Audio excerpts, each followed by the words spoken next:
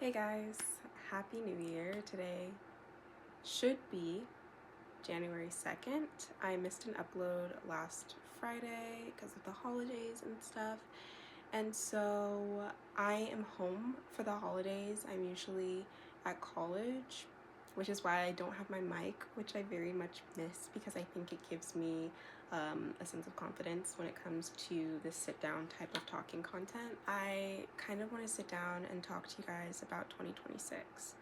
And I was kind of thinking about what comes with the new year, and it's kind of a given, kind of predictable, but today we're going to be talking about the perception of change as it is relevant.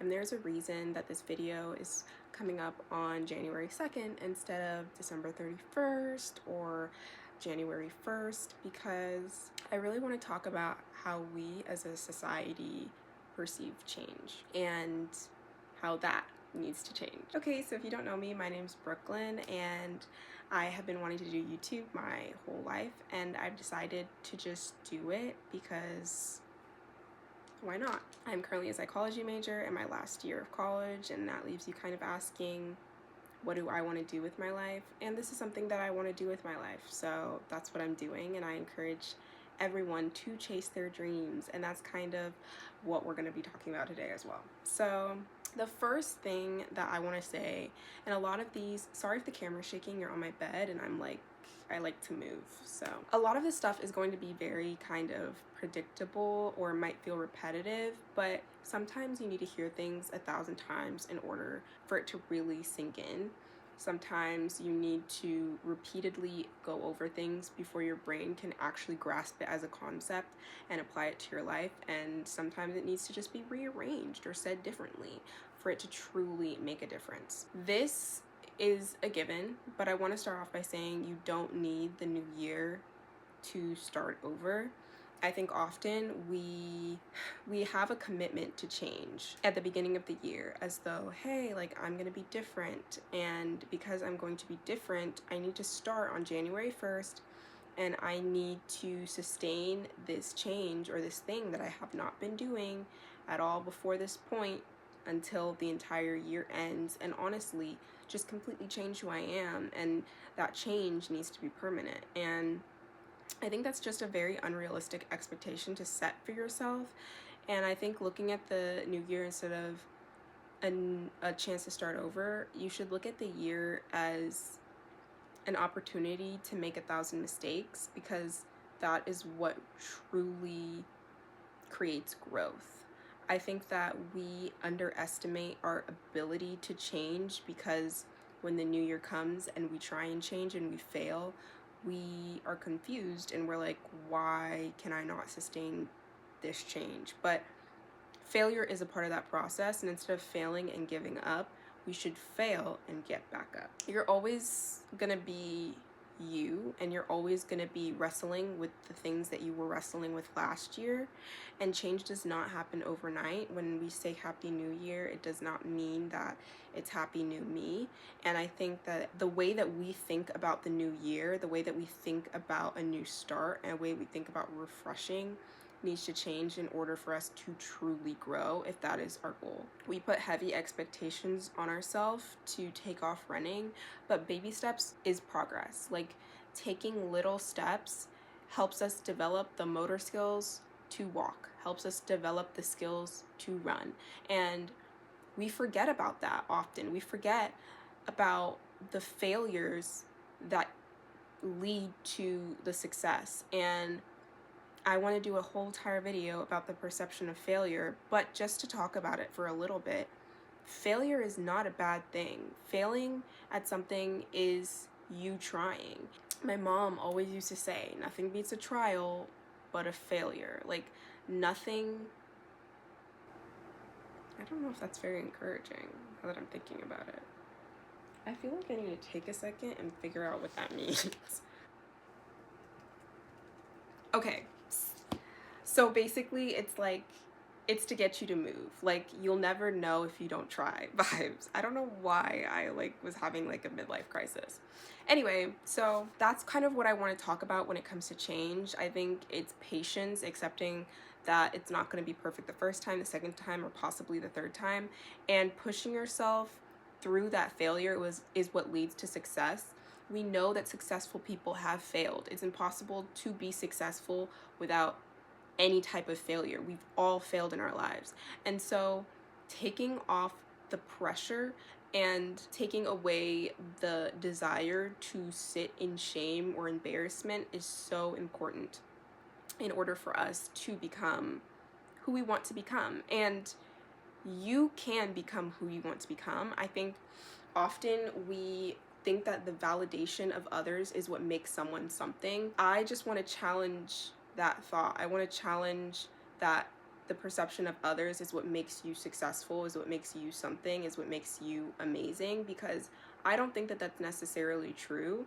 If you want to be a runner, go outside and run. If you want to be a tennis player, go and play tennis. If you want to be a writer, write. If you want to be a singer, sing. It's honestly that simple. And taking the pressure off of you being instantly successful, or taking the pressure off of even wanting to be successful in the way that we see others be successful, and just indulging in the joy of creativity, in the joy of action. We spend so much time watching other people live their lives when we very well could be living our lives, and you don't need much to embrace living. Like, I used to think, oh, I need this, this, and this to start a hobby, or I need this, this, and this to do whatever. I started playing tennis. I needed 3 tennis balls and 2 rackets, and that was it. And I played, and I had such a good time, and I was able to take the pressure of being so good, because I'm not good at tennis in the slightest, but I had fun. And it isn't about being successful, it's about living. And I encourage 2026 to be the year that we all decide to live our lives, live fully, live deeply. Do not live through a screen. Do not watch other people live their lives so much. Like, it's okay to indulge, but you see people understanding that there's a limit to indulging. People who are successful understand that movement is power. And I have found that I have feared action. I have feared moving and living, and I feared it for almost no reason, because when I finally indulged in the things that I was so fearful of, I was able to understand that these are things that I love. I just don't love them as deeply as I should, because I have not interacted with them in so long. And how am I supposed to love a stranger, you know? So I don't know if I was getting too deep on that, but it's kind of what's been going on my mind when it comes to change. It's allowing yourself to start, and start with no pressure of being anything other than the simplest term. I'm not trying to be a pro tennis player. I'm trying to play tennis. You know, like, it's that simple.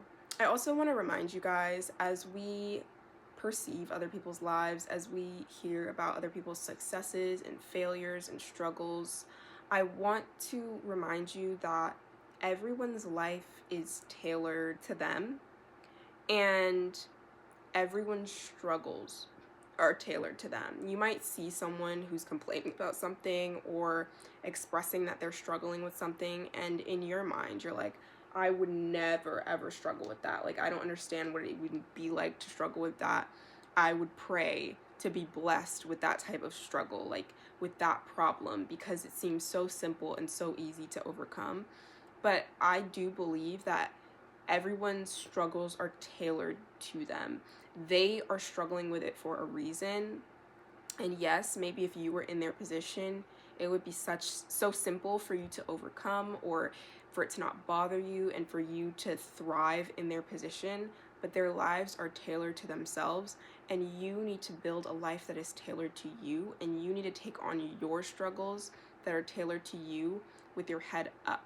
Lastly, I just want to say that I think the motto, slogan, go-to phrase for 2026 should be to forgive yourself and move on. We often are frozen in pity, self-pity, and it is okay to feel disappointed in yourself because you have standards as a person for yourself.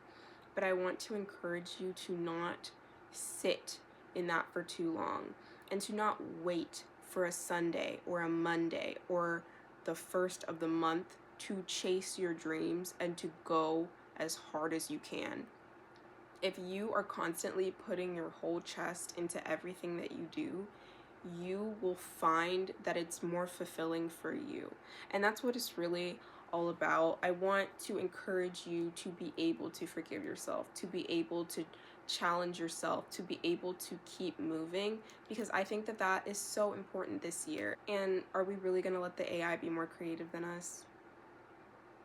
Is that really what we want for 2026? Anyway, I just want to say thank you so much for clicking on this video. Thank you for saying hi to me. I hope that something in this video was encouraging to you. I understand it's hard. Girl, I've been there, but I'm here now, and I believe that you can do whatever you put your mind to. I believe that you can achieve what you want to achieve, and I believe that trying is half of the success. So find that fulfillment within yourself to go where you want to go. I think there's a place for everyone in this world, and it's really about finding it, and whether that be small or big, whether you ever get noticed or not. Emily Dickinson was not found or noticed until she passed away, and she made some beautiful works, and your works existing means something. I think we seek validation from others when truly